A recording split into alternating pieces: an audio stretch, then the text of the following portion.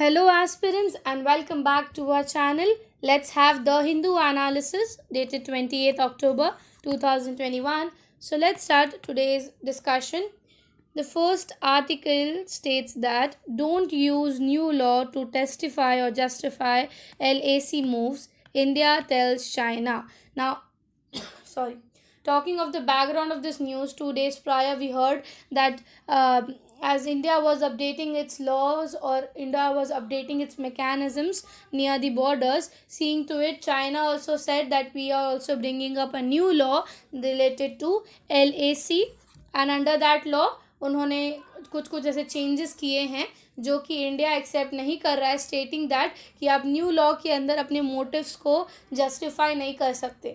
आप जो चीज़ें न्यू लॉ में कंसिडर कर रहे हो, जो फॉर्मुलाइज लॉ में आपने कंसिडर किया है, वो जस्टिफाई नहीं कर सकते जस्ट बिकॉज आपने वो लॉ बनाया है. So it will have no bearing on the present boundary arrangement. Border intent अगर हम देखेंगे, according to the observers the law would formalise some of the China's recent actions in disputed regions of India and Bhutan. This includes PLA's stationing troops in the areas of India's border. हमने notice किया था कुछ time पहले, हमने एक article पढ़ा था जिसमें इंडिया की ऑलमोस्ट जितनी पेट्रोलिंग स्टेशंस हैं इंडिया के, उसमें से बहुत आई थिंक 13 पेट्रोलिंग स्टेशंस ऐसे हैं जिसमें चाइना के ट्रूप्स जो है ऑलमोस्ट इन्वेड कर चुके हैं, वो कंट्रोल कर चुके हैं. तो उन्होंने क्या बोला कि अकॉर्डिंग टू द लॉ, अगर सोचिए मैंने ये फॉर्मलाइज लॉ बनाया है तो मेरे लॉ के अंदर अगर मैं कुछ एक्शंस ले रही हूँ, अगर मैं कुछ एक्शंस या कुछ ऐसे स्टेप्स ले रही हूँ मेरे बॉर्डर के पास, तो वो जस्टिशिएबल है, वो करना अलाउड है बिकॉज मेरा लॉ मुझे बोल रहा है. इसके वजह से इंडिया ये चीज़ बोल रहा है कि आप लॉ के नाम पर इसको जस्टिफाई नहीं कर सकते जस्ट बिकॉज आपने इसके अंदर ये लॉ बना है, बट हम इसको एक्सेप्ट नहीं करेंगे. ठीक है, सो आर्टिकल में देखते हैं इंडिया का क्या बोलना है इस चीज़ को लेकर. China must not use this new land boundary law to justify any actions that alter the situations of LAC. एक तीर से दो निशान बोल सकते हैं कि आप करना कुछ और चाहते हो और लॉ के नाम पे आप कुछ और कर रहे हो. The government called the law a unilateral law. Indian government ने इसको यूनिलैटरल लॉ बोला है. क्यों यूनिलैटरल लॉ बोला है? यूजुअली जब किसी दो कंट्रीज़ के बीच का कुछ ऐसे केस होता है या कंसर्न होता है, वो बाईलैटरल होता है. दोनों कंट्रीज साथ में कुछ डिसीजंस लेके, कुछ नेगोशिएशन करके then they come to a point. But यहाँ पे चाइना ने क्या किया, चाइना ने खुद से ही अपने लॉज बनाए जिसके वजह से इंडिया ने उसको यूनिलैटरल लॉ बोला है. ठीक है, जैसे अभी इंडिया ने क्या किया था, to update its mechanism, India ने अपने मतलब सिस्टम्स बढ़ाए सिर्फ. ठीक है, अपने मैकेनिज्म्स वहाँ पे लगाए, जैसे ब्रह्मोस लाया, पिनाका आया. ठीक है, उन्होंने कोई नया लॉ नहीं लाया because when it comes to boundary आप कोई भी ऑल ऑफ सडन लॉ नहीं बना सकते. It should have been concern with the neighbouring countries. At least आप उनसे डेलीगेशन नहीं करना चाहोगे, but you should take their scene also in contest. इसके वजह से इंडिया ने उसे यूनिलैटरल लॉ बोला है. Government has called this as a unilateral law and said it could have no bearing on the existing arrangement between both the side. ये कब से हो रहा है? जब आप लोग ने सुना होगा इंडिया जब ये ट्रीटी हुई थी या एग्रीमेंट हुआ था 1963 का, जिसको हम चाइना पाकिस्तान एग्रीमेंट बोलते हैं 1963, जिसमें कि हमने देखा था कि अक्साई चीन का एक छोटा सा गांव या एक छोटा सा एरिया जो था वो पाकिस्तान ने गिफ्ट कर दिया चाइना को. उस टाइम भी इंडिया ने इसको एक्सेप्ट नहीं किया, स्टेटिंग कि हमारा बाउंड्री है, हमारी पार्ट है, हमारे लैंड पार्ट है, आप इसको कैसे किसी और को गिफ्ट कर रहे हो. ठीक है, तब से इंडिया ने कभी भी लैंड बाउंड्रीज जो भी चाइना करना चाहता है या करता है उसको कभी एक्सेप्ट नहीं किया since 1963. So China has not resolved many of the boundaries so far. It also reaffirms that India's rejection over the China-Pakistan agreement of 1963, where they handed over the Shangam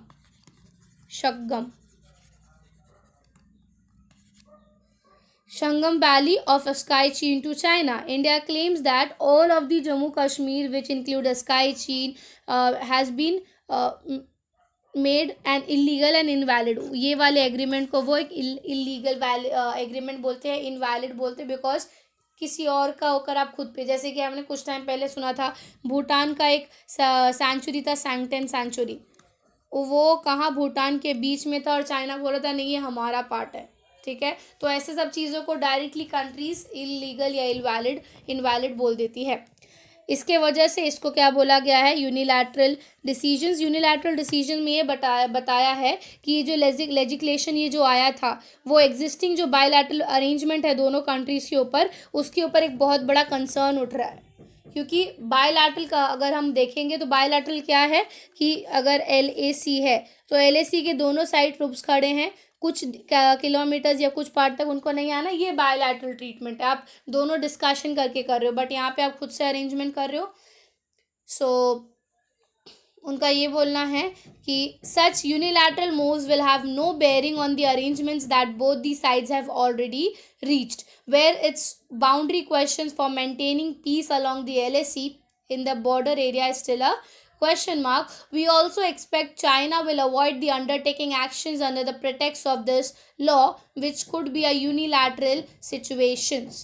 India and Bhutan are China's only land neighbor that don't have resolved boundaries, making them more of the target of the law. जैसे कि तिब्बत देखे तो उन्होंने तो control ही कर लिया है, अगर उनकी बस चले तो वो हमारा भी ईस्टर्न जो स्टेट्स है उसको कंट्रोल कर लेंगे, बट हम नहीं करने देते, इसकी वजह से हमारा रिजॉल्व नहीं हुआ है। Same comes with Bhutan also, क्योंकि भूटान का भी कुछ कुछ पार्ट है, भूटान बीइंग अ गवर्नमेंट वो भी अपनी कंट्री के लिए सोचता है। नेपाल की अगर हम बात करें सो नेपाल के साथ वैसे तो कोई डिस्प्यूट्स नहीं है, अगर होती भी है तो वो इन्फ्लुएंस हो जाता है या जो इन्वेस्टमेंट्स है ये सब की वजह से नेपाल उस पर कुछ नहीं बोलता है। सो नेपाल को छोड़ के इंडिया और भूटान एक दो ऐसी कंट्रीज़ है जिसके साथ अभी भी डिस्प्यूट सॉल्व नहीं हुए हैं। और लास्ट टू लास्ट इंडिया ये बोलना चाहता है कि अब ये न्यू लॉज में ये जो न्यू लॉ लाए हो इससे हमारे पुराने लॉ का कुछ लेना देना नहीं है, हम जो है हमारा जो पुराना बायलैटरल लॉ था उसी को प्रैक्टिस करेंगे, उसी के अकॉर्डिंग हम रूल करेंगे। Now move to the next article.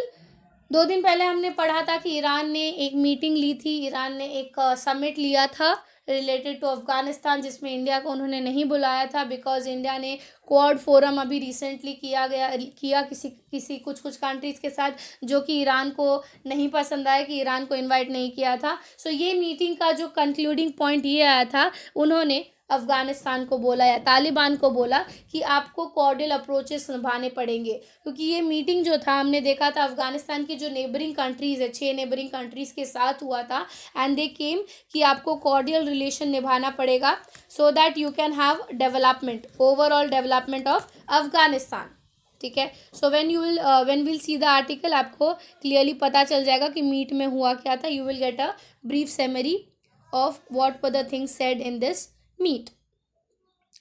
Afghanistan's 6 neighboring countries meet in Tehran to chart the roadmap for the inclusive government. ठीक है, to help the Taliban to have a inclusive development of the country. ये 6 countries मिले थे।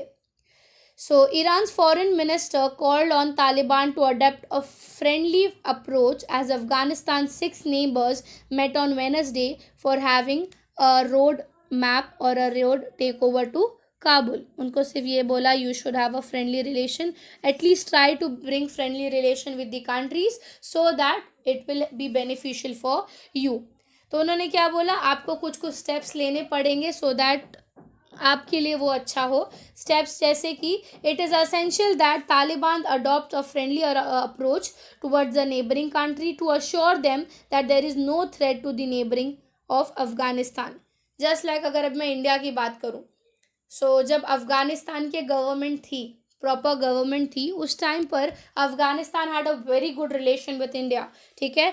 India और अफ़गानिस्तान हो गया, India और ये रशिया हो गया, इंडिया और इजराइल हो गया, इन लोग ने हमेशा से एक दूसरे के साथ इतना अच्छा रिलेशंस रखा कि बाय चांस कभी कोई ऐसा सिचुएशन आया किसी भी फ्रेंडली कंट्री पे तो वो खड़े रहेंगे। तो सेम चीज़ उन्होंने बोला कि आपको अपनी नेबरिंग कंट्रीज़ के साथ फ्रेंडली रहना है सो दैट अगर आपको कभी ज़रूरत पड़ी तो ये 6 कंट्रीज़ आपके लिए खड़े हो। जस्ट लाइक अभी रिसेंटली चाइना ने थ्रेट दिया था इंडिया को, at that time Russia's delegates और इन्होंने बोला कि अगर आप इंडिया के साथ लड़ रहे हो दैट मीन्स आप रशिया के साथ लड़ रहे हो। सो कहीं ना कहीं friendly relation, friendly approach is very important when it comes to international relations. So, I hope that we can paint the clear picture of the reality of Afghanistan and the expectations of the neighboring countries. Afghanistan is the cusp of humanitarian crisis, with UN agency warning on Monday that more than half of the country could face a acute food shortage. क्योंकि because जब 15 अगस्त को ये situation हुआ उसके बाद से economy ठप हो गई, किसी को कुछ पता नहीं क्या करना है. अभी तालिबान बोल रहा है कि विल फंक्शन, बट यहाँ पे नोटिस की जा रही है कि यहाँ पे इकोनॉमिक क्राइसिस नोटिस हो रही है, यहाँ पे फूड क्राइसिस देखा जा रहा है लोगों के बीच में. पॉलिटिकल सिचुएशन तो वैसे ही ख़राब हो चुके हैं. So, Iran's first vice president Mohammad Mokhber warned the impact of surrounding nations face through this situation. उन्होंने पहले ही बोला था, ईरान के जो वाइस प्रेसिडेंट थे, कि अगर आप चाहते हो कि आपकी कंट्री सुरक्षित रहे या आपकी कंट्रीज को क्राइसिस ना फेस करना पड़े, सबसे पहले अफगानिस्तान को चेंज करने की बात करो.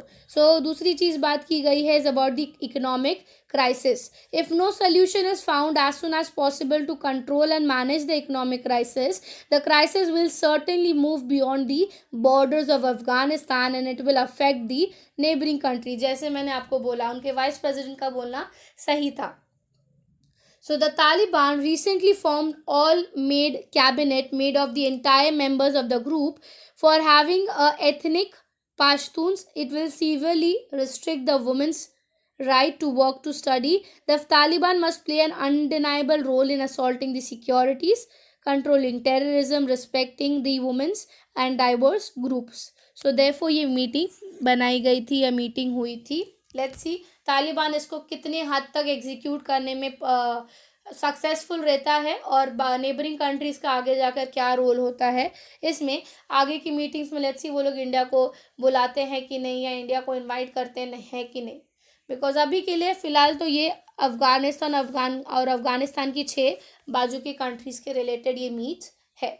सो when it comes to Afghanistan relations, Afghanistan current situation, आप इसको वे फॉरवर्ड में यूज़ कर सकते हो कि चीज़ें ठीक करने के लिए ईरान ने ये इनिशिएटिव लाया जिसमें इन लोग ने ये सब चीज़ें डिस्कस की, और उनके जो डेटाज उन्होंने जो चीज़ बोले हैं, you can include it in your answer writing to improvise your paper.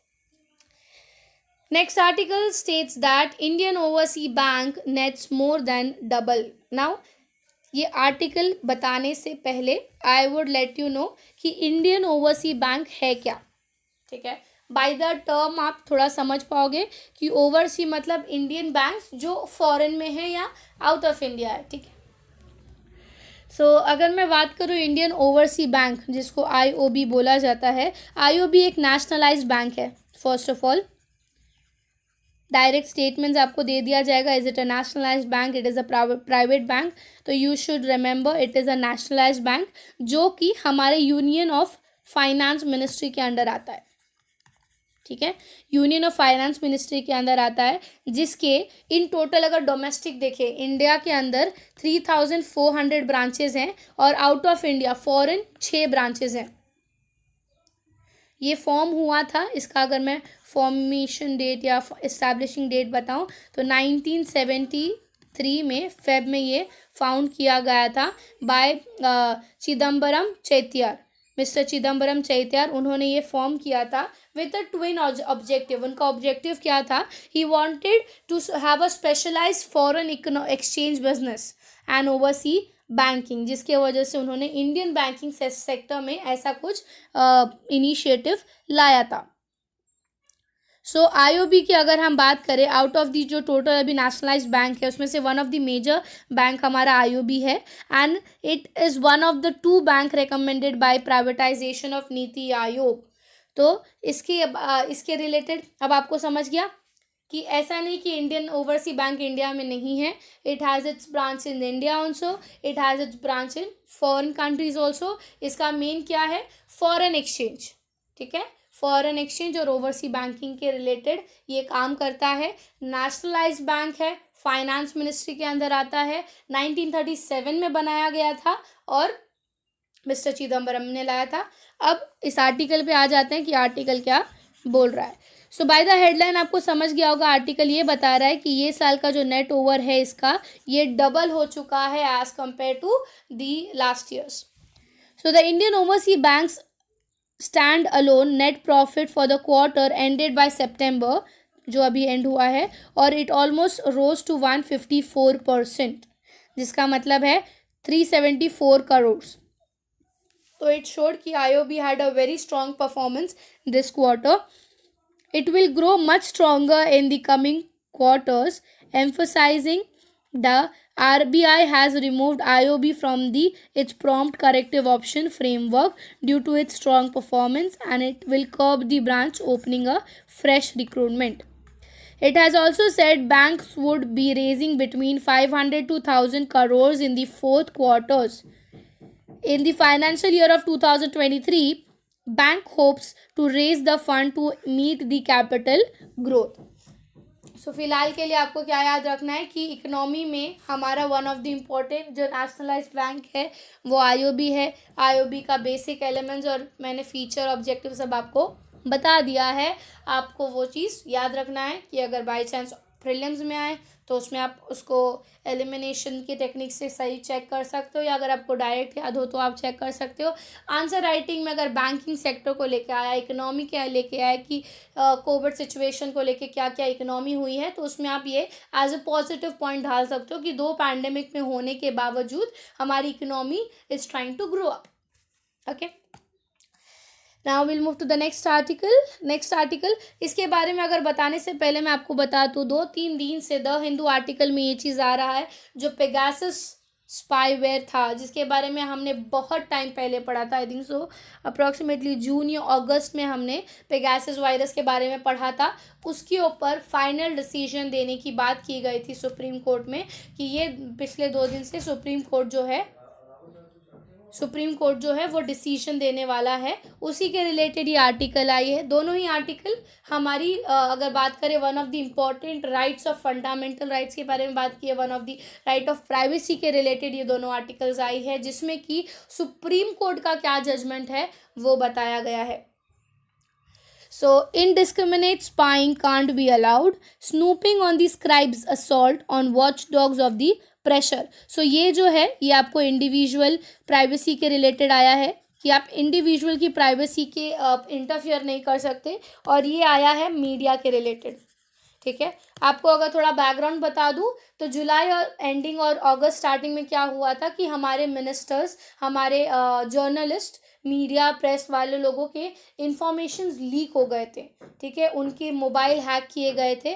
तो स्टार्टिंग में ये चीज़ बोला, ये जो पेगासस वायरस है ये चीज़ हमें पता चला कि ये एक्चुअली इजराइल वायरस है या इजराइल का स्पाईवेयर है, फर्म है जिसने ये वायरस या फिर ये पेगासस का थिंग लाया है. बाद में ये चीज़ पता चला कि हमारे इंडियन गवर्नमेंट ने इस चीज़ को यूज़ किया है.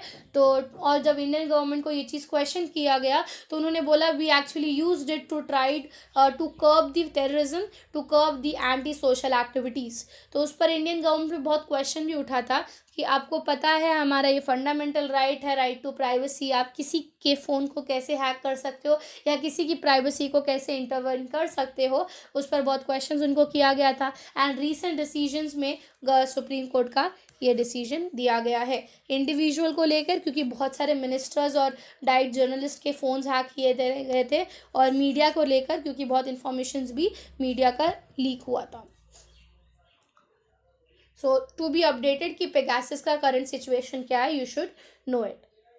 Indiscriminate spying on individuals by the state is not allowed in democracy, the Supreme Court said on Wednesday.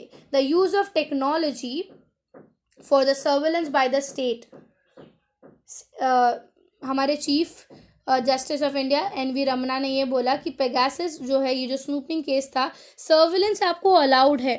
ठीक है, कोई भी ये नहीं बोलता कि आप किसी पे सर्वेलेंस नहीं रख सकते हो, किसी पे ऑब्जर्वेशन नहीं रख सकते हो. ऑब्वियसली कर सकते हो, but at least you should not intervene the privacy. अगर आप कर भी रहे हो तो पहले आपको उनको बताने का हक है, या आप हम बोल सकते हैं कि एटलीस्ट एकदम एब्सोल्यूट नेसेसिटीज जब तक आपको ना हो तब तक ऐसे काम मत करो. ठीक है, सेम चीज़ यहाँ पे भी बोला गया था स्नूपिंग ऑन द स्क्राइब में. Supreme court on Wednesday said that snooping on the journalist on creating a fear that media is spied on creates a chilling effect. क्यों किया गया था ये चीज़ मीडिया में? ताकि मीडिया वालों में थोड़ा एक डर रहे कि ऐसे कुछ हो रहा है. सो दैट वो लोग जो कुछ कुछ ऐसे आर्टिकल्स रिलीज़ कर रहे थे उसको रोक सके। चिलिंग इफेक्ट मतलब तभी के लिए ऑल ओवर, मतलब मीडिया के बाउंड्री में उसको थोड़ी देर के लिए स्टॉप कर देना, मीडिया की चीज़ों को थोड़ा स्लो डाउन कर देना। So it is undeniable that surveillance and the knowledge that one is under the threat of being spied of the effect way on the individuals decides to exercise his or her right. Such scenario may create a self censorship. This is a particular concern when it comes to the Pegasus case or a spyware case. ठीक है, सो ये अगर article आप answer IT में कर रहे हो तो इसमें हमारे आर्टिकल्स बता सकते हो, जो right to privacy, right to life, right to press, ठीक है, ये सब आर्टिकल्स को आप इंक्लूड कर सकते हो कि क्यों ये चीज़ गलत है। ठीक है, गवर्नमेंट की क्रिटिसिज्म में आप क्रिटिकल्स बता सकते हो कि क्यों है, तो उसमें आप इस चीज़ को पॉइंट इंक्लूड कर सकते हो। वे फॉरवर्ड में आप अपने तरीके से बता सकते हो कि हमारा कॉन्स्टिट्यूशन क्या देता है, आपको वो मेथड यूज़ करना चाहिए, ना कि डायरेक्टली आप अपने डिसीजंस किसी पर थोप दो।